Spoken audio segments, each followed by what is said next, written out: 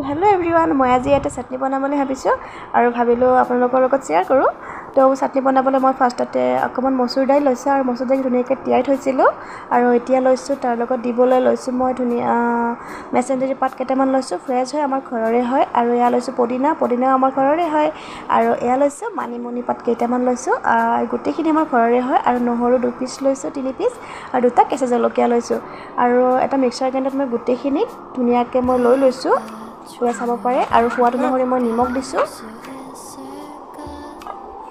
আৰু এতিয়া মই এইখিনি ধুনীয়াকৈ মিক্সাৰ গ্ৰাইণ্ডাৰত গ্ৰাইণ্ড কৰি ল'ম।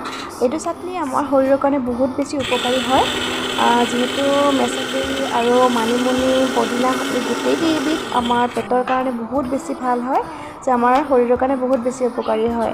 আৰু শেষত মই চাটনিটো হোৱাৰ পিছত মই কেঁচা সৰিয়হৰ তেল অকণমান দি মিক্স কৰি লৈছোঁ। আৰু চাব পাৰে চাটনিটোৰ কালাৰটো ইমান ধুনীয়া আহিছে। আৰু এতিয়া এইটো হ'ল মোৰ আজি দুপৰীয়াৰ ভাতৰ থালি।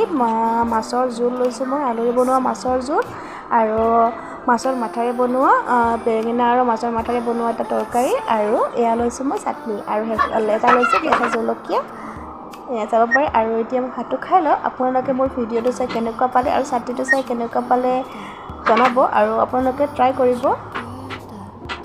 মোৰ ভিডিঅ'টো যদি ভাল লাগিছে চাই কিনে আপোনালোকে লাইক কৰি দিব আৰু কমেণ্টত জনাব, আৰু মোৰ চেনেলটো ছাবস্ক্ৰাইব কৰি দিব।